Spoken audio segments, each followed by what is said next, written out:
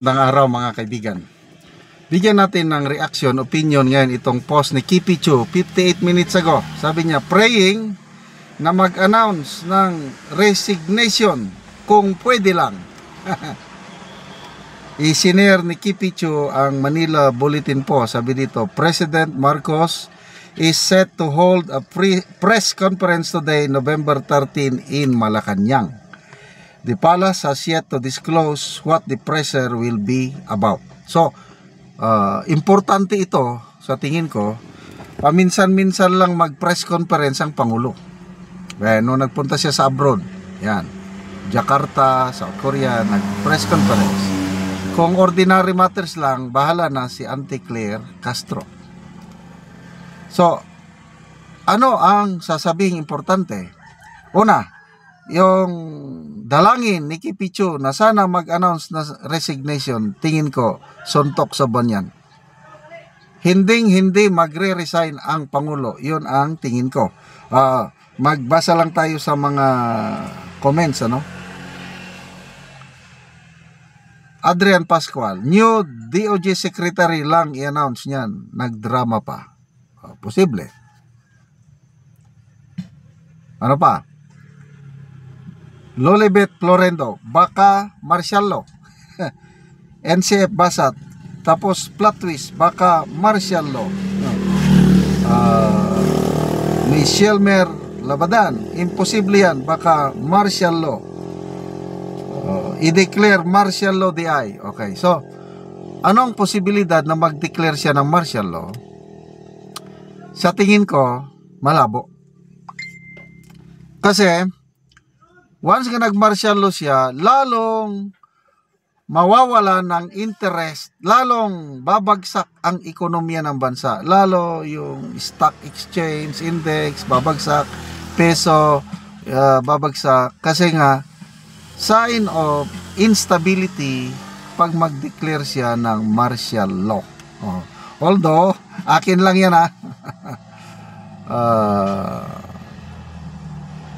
the conditions are not yet right for martial law. Iba ng constitution natin, hindi katulad nung panahon ni Marcos Sr. na walang safeguard . Once nga nag-declare ang presidente, yan na yun. Ito, kailangan ng Supreme Court. Kailangan ng parang approval, basta ganun . Nung nag-declare ang martial law si Tatay Digong nung Marawi Seeds, kailangan ng confirmation ng Supreme Court. Kasi pwedeng i-question sa Supreme Court ang declaration ng martial law ngayon.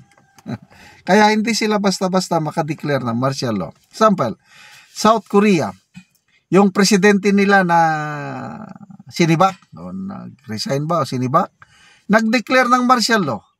Ang mga tao nagreklamo. Mayroon silang korte. I don't know anong tawag na korte. Ininvalidate, pinawalang visa ng kanilang, sino ba yun? I think, parliament nila ata. Yes. Parliament o korte ang nag-invalidate na, no, invalid yung martial law na yan. Kaya, baliwala yung dineclare na martial law sa South Korea, yung previous president nila. So, ganyan din sa atin. May mga safeguards na tayo, kaya kung martial law yan, wala. Ako, tingin ko lang ito Ang pag-uusapan yan, mga measures, ito, may INC rally na naman. Malakihan yan. Siguradong, ang mga economic signs are very bad. Philippine Stock Exchange, lowest, bumaba. Yung economic growth noong third quarter, bumaba. Yung peso, recorded at its lowest kahapon, 59.17 ba yun? Puros pababa ng pababa. Ano pa? Maraming warning signs na there is something wrong happening in this country. Kaya, ang Pangulo, yan, magsasalita. He will address. Sana, ang inaasahan ko, na i-announce niya I-cancel ang passport ni Saldico. Yun, palakpak. Yung mga ganun. I-certify na urgent yung Independent People's Commission ng bill na nakabinbin sa Kamara at Senado para mas mabilis ang pag-approve, para yung ICI nila na yan magkaroon ng ngipin para mas powerful. Yan mga inaasahan ko. And ano pa? Anything that will calm down the pagbulusok ng ekonomiya. Siguro i-address niya ang business community, both local and foreign businessmen.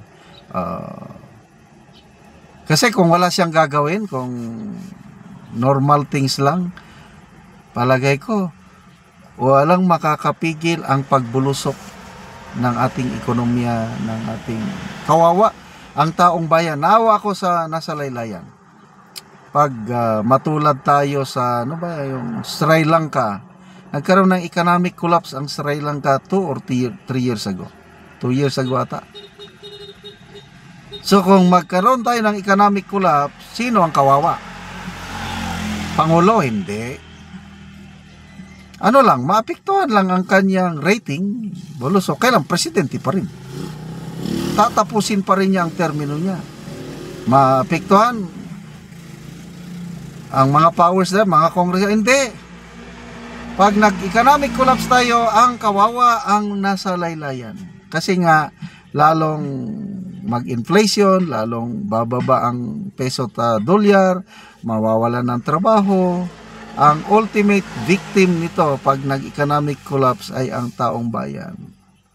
Kaya sana naman ang administrasyong ito yung maging mas decisive. Yun man ang panawagan ng business community, be more decisive, Mr. President. Kasi ang ginagawa nyo, malamya, hindi kami kontento. Pakita nyo na determinado kayo sa pag-solve ng korupsyon. Ang perception kasi, ang korupsyon, ano lang, pampalubag loob, hindi tinatarget ang mga mastermind. Ang tinatarget lang nakasuhan, okay na sila, happy na siya, nakasuhan ang engineer ng DPWH, nakasuhan ang contractors, nakasuhan si Saldico, kakasuhan, happy na siya doon. Yung taong bayan, alam naman kung sino ang mastermind. Hindi naman si Saldico ang mastermind. Parang wala lang ginagawa. Parang you are safe. Dahil kamag-anak, kakampi. Okay, so abangan natin mamaya. Salamat mga kaibigan sa inyong pagsubaybay sa ating channel. Nakakatulong kayo ng maigi, malaki sa tribong Talandig ng Bukidnon. Ang income natin sa channel na ito is pantulong po sa tribo. Namimigay tayo ng libreng yero at pako para makapagpatayo sila ng mas maayos na tirahan. Panoorin niyo ang video na ito. Ni ang yero nga ihatag sa mga tao nga kadtong lisod kaayo ang ilang kahimtang sa ilang balay. So karon abot na gyud ang yero. O na silang ante.